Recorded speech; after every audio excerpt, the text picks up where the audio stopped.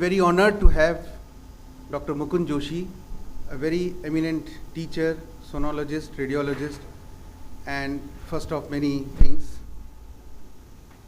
I would like to acknowledge Professor J.S. Bajaj, who is chairman of the Academic Council, past president, emeritus professor, and my mentor as well. I have chosen a topic of common interest. I'm doing intervention radiology. I started my career from hepatobiliary system, and after that established few things at the institute, that is All India Institute of Medical Sciences, New Delhi. But I have chosen this topic which is of very useful and to sensitize our younger generation to start some of the procedures which are very useful for common problems. Can you switch off these lights?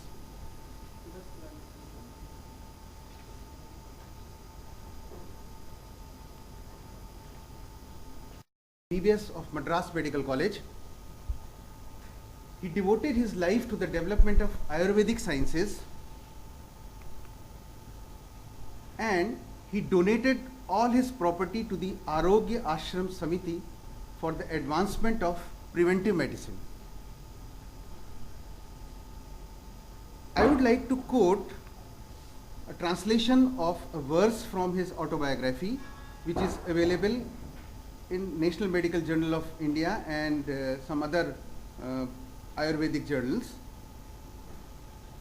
A wise and sagacious man is usually quiet and very soft spoken, but a half-baked fool is often arrogant and loud-mouthed.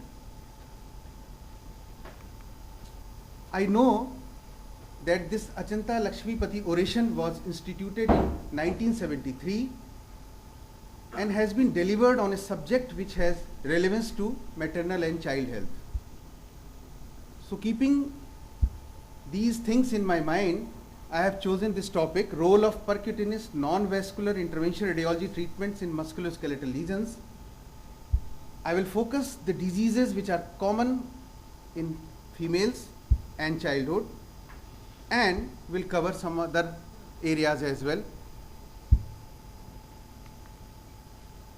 So a brief background, because this is mixed community of medical professionals. What is intervention radiology and what are intervention radiology procedures? Intervention radiology involves some procedures which are minimally invasive and now established viable alternatives to traditional invasive therapy.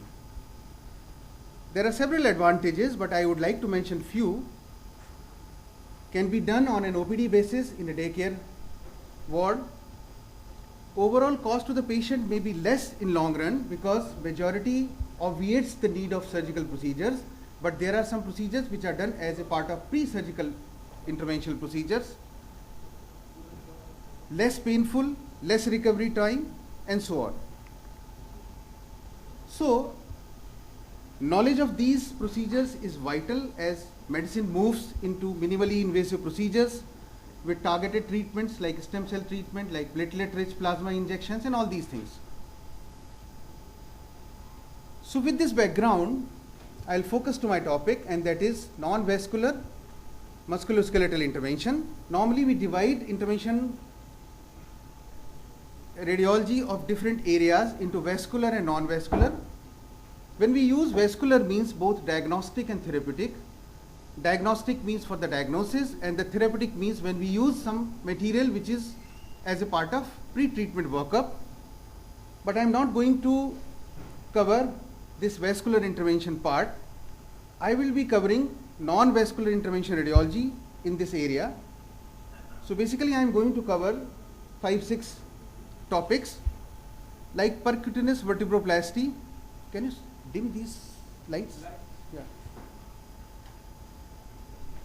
So percutaneous vertebroplasty, percutaneous laser disc decompression, which is known as PLDD, percutaneous ozone disc treatment, various forms of arthrographies, RF ablation, mainly focused on osteoblastoma, which is frequently seen in pediatric age group, and various ultrasound guided injections.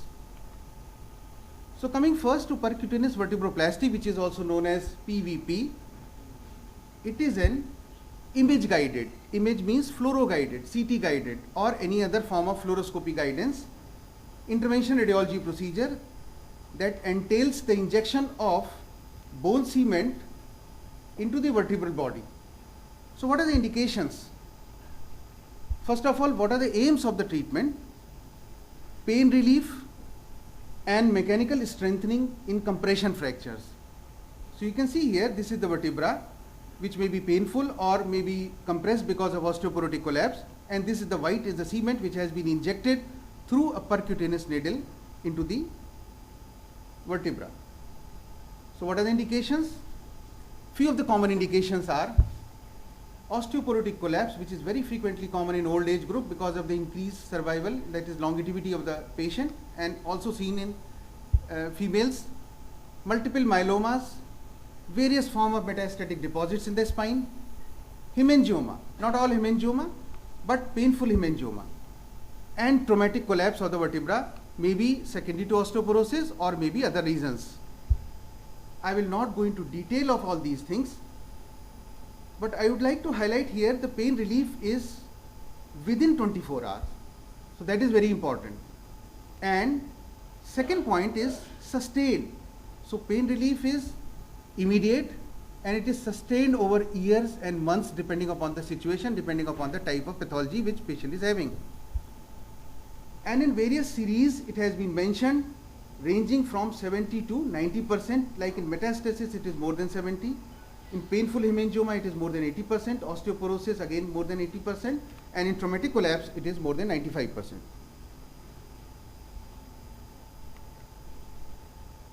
I would like to mention here what are the indications and what are the contraindications. So contraindications are, as I mentioned, there may be involvement of multiple vertebrae in osteoporosis, but it has to be painful for this treatment.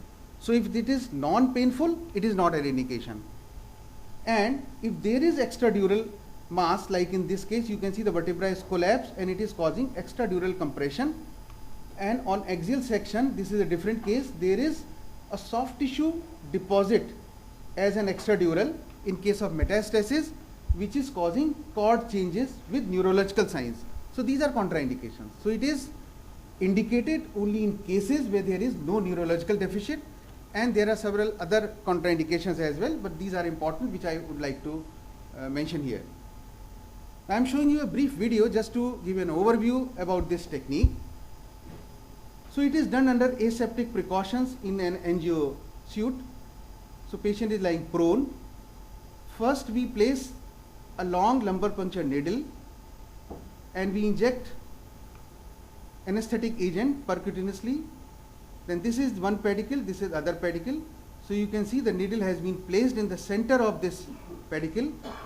Now after that we first decide the track and then we choose the needle size 11 to 14 gauge depending upon the size of the pedicle. So this is one of the needle which is again sterilized. This is the plastic handle which keeps the operator's hand off the radiation field.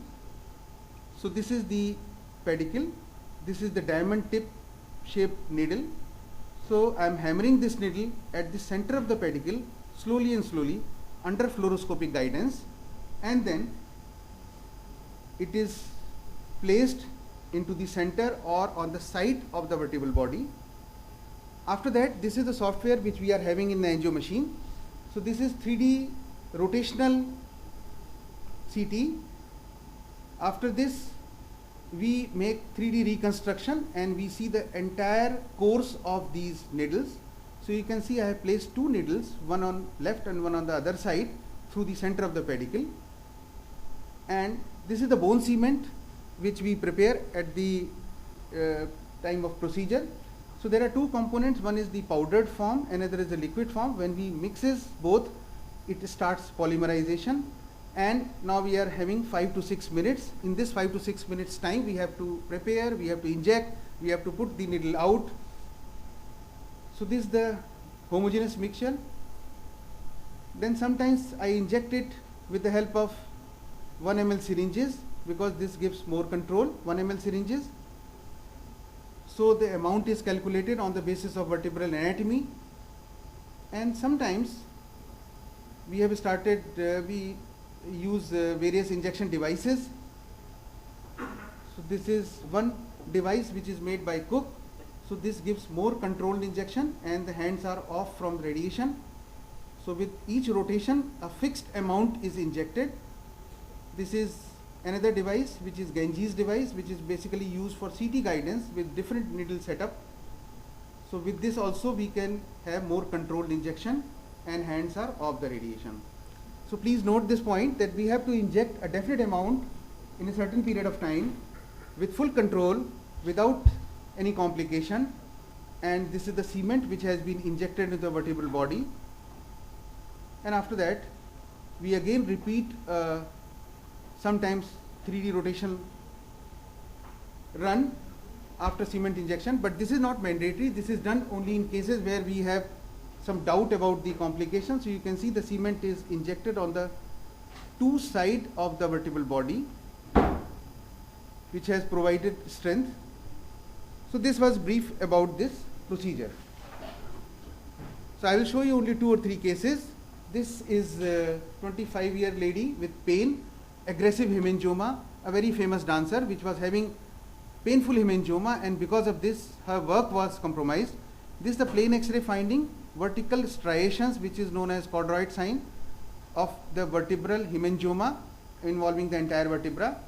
This is the cement which I have injected in the vertebral body, and the entire vertebra is filled with the cement. This is MR T2 weighted axial section, initial and after 4 years.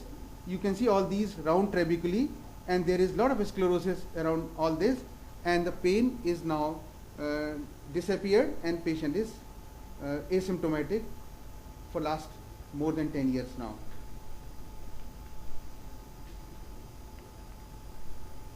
Now I am showing you another case, osteoporotic collapse involving adjacent vertebra in a short period of time. In an osteoporotic spine there may be involvement of multiple vertebra. As you can see here, this and this also, all these vertebra are showing fish mouth appearance and collapsed vertebral height. So involvement of all vertebra. So we cannot treat all vertebra. We have to decide which vertebra is painful and which is to be treated.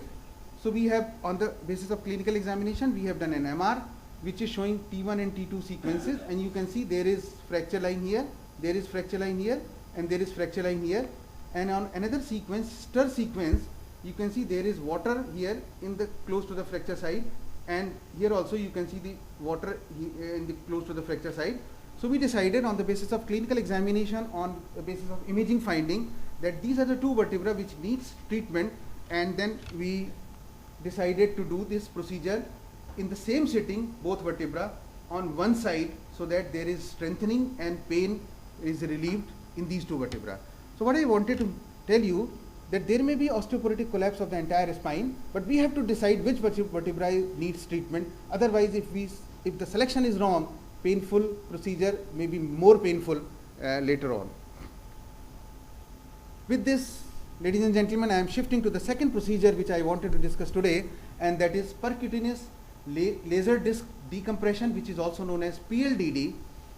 In this, we are going to burn the disc with the help of laser energy. So earlier only surgical procedures were done, then some keyhole procedures were developed, and then laser treatment through percutaneous route has been done by neurologists, neurosurgeon, radiologists, intervention radiologists. So all these procedures are minimally invasive, and patient can be treated multiple times and without any surgical complications. So that's the benefit. The mechanism of action is, when we deposit energy through a needle into the vertebral disc, it evaporates water and there is denaturation of protein. So a type of vacuum is created that sucks in the protruded disc. So this is the mechanism of action. We use 980 nanomillimeter wavelength diode laser. The total energy deposited is 1600 to 2300 joules. It also depends upon the site and the size of the disc and the symptoms. And this is the mathematics, that is cycle time, which is decided by the computer and the machine itself. This is also done under aseptic precautions in the angio suite. A brief video of this procedure as well. So you can see here pain in the lower back for this period and clinically symptomatic. And after conservative treatment, there is no improvement. So you can see there is a disc L5S1. This is a zoom view of the MRI. You can see there is a disc. Again, patient is in a prone position, and under aseptic precautions, we first inject some anesthetic agent subcutaneously, and then we decide the track and the size of the needle, whether we want to keep the needle in the center of the disc or on the left, on the right side, and then the amount of energy. This is the needle which we use for this laser treatment. This is the special attachment which is attached. This is the laser fiber which has been placed inside this needle. We decide first how much length has to be out from the needle, because once we place the needle inside the disc, we cannot change the position or the length. This is hazardous to eye, so we use these goggles. We first fire it outside and check the suitability of the energy. So this is the paper which is used. So it has created a hole. So we have checked it outside, and after checking outside, we can place it along the track which we want to choose. So this is again under fluoroscopy guidance. So this is the needle which has been placed in the center of the disc. After that, we take 3D rotation angiogram. Actually, 3D rotation angiogram we take not in all cases. It depends upon the type of the case and the comfortability to the operator. This is the discogram which shows that it is in the right position, and this is the CT reconstruction which is showing the entire track of the needle. So we have confirmed that we are in the disc, in the central portion or on the one side, and after that we remove the stylet, we place the laser fiber which we have already checked outside before the procedure, and then the energy as calculated by the computer, and then we set the energy level and the wattage, because if we overburn, patient will be having more symptoms.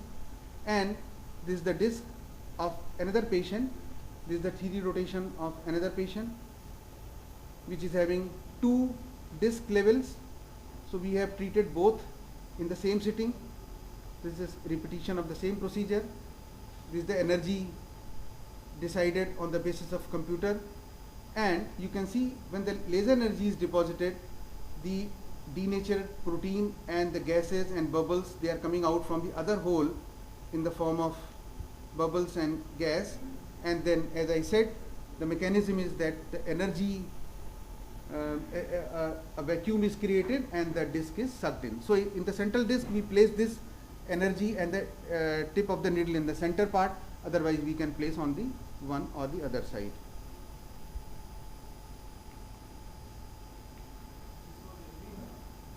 Sorry? Yeah, NDI. So the third procedure is percutaneous ozone disc decompression. The mechanism of action is little different. In earlier there was denaturation of the protein. Here there is degeneration of the matrix and fibrosis, and it is more of an anti-inflammatory effect.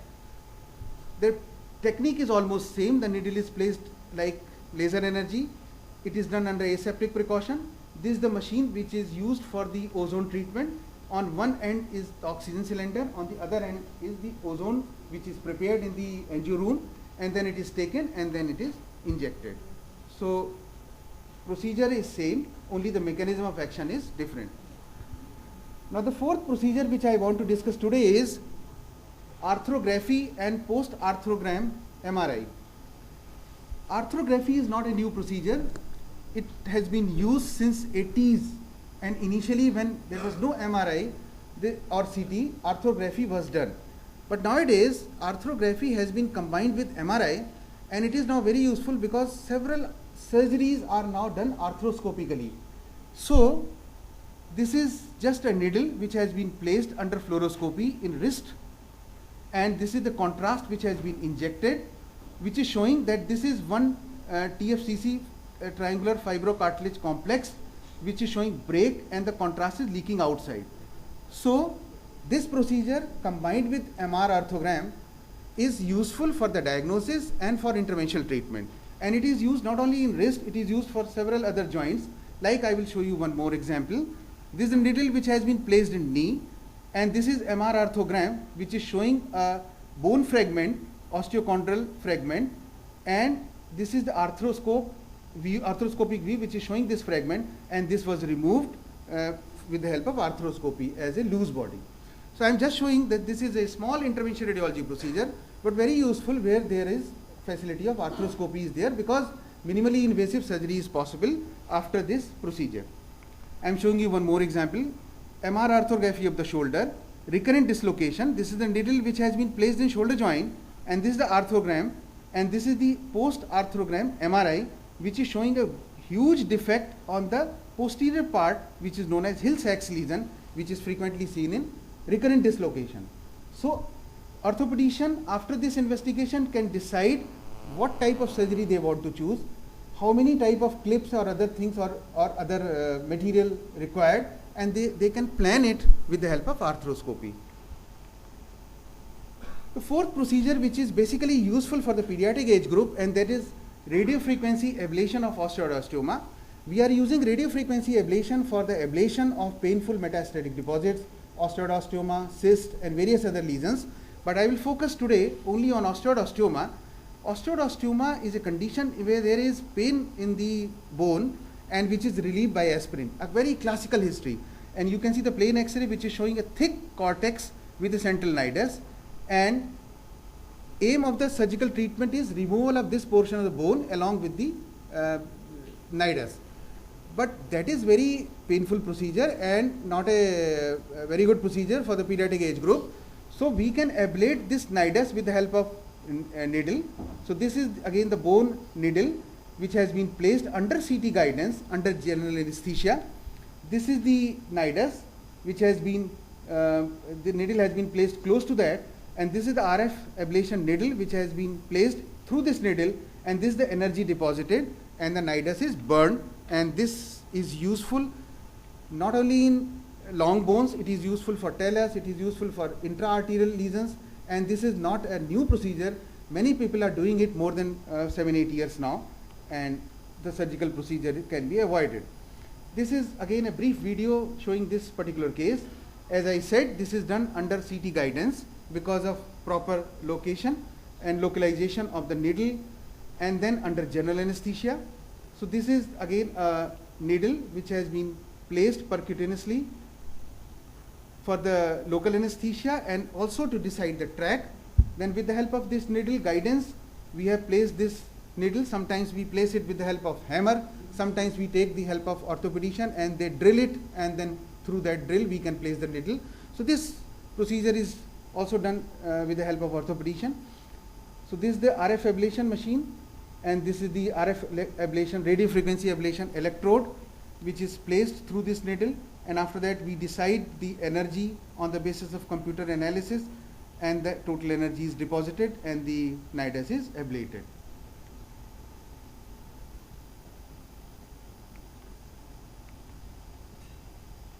With this, I have reached to the last procedure which I wanted to discuss, and that is ultrasound guided injections.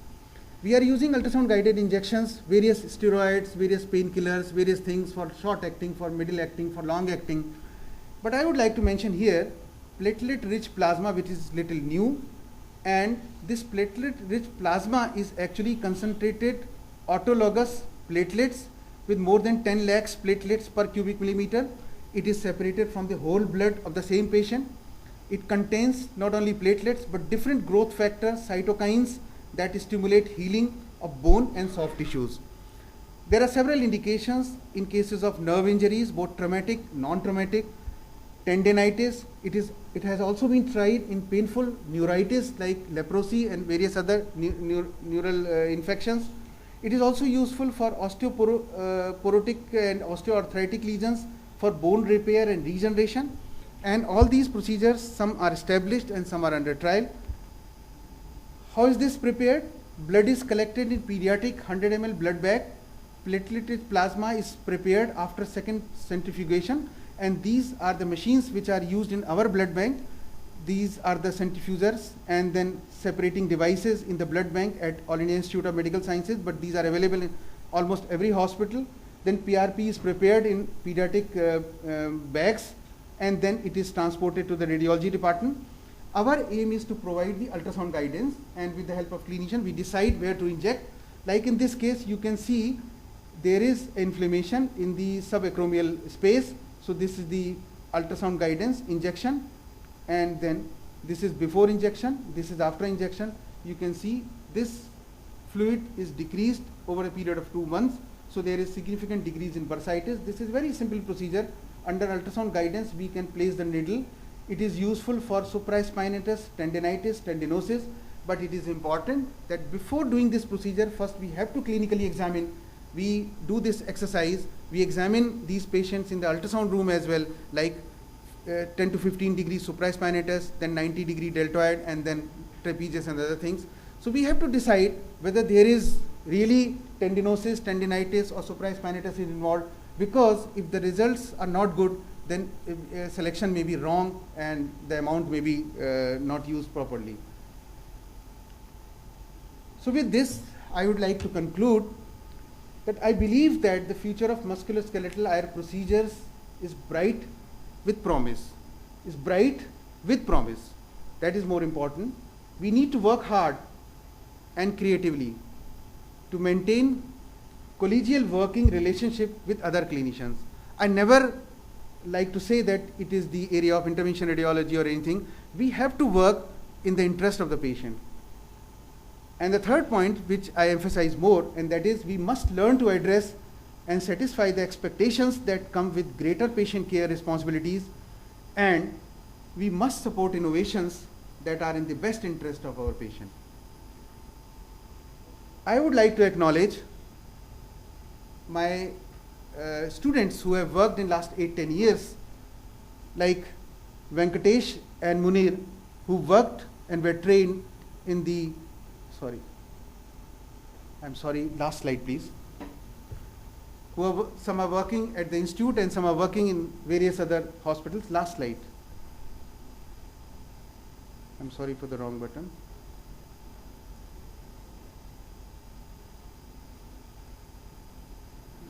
Last slide please.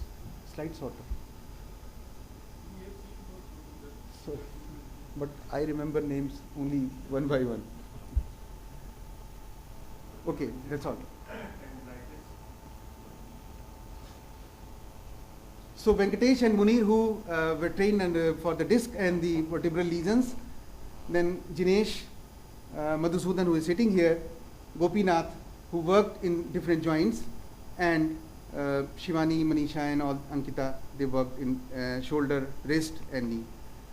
Thanks to the Oration and Award Committee of National Academy of Medical Sciences for selecting me for this oration. Thank you, sir, and thank you very much.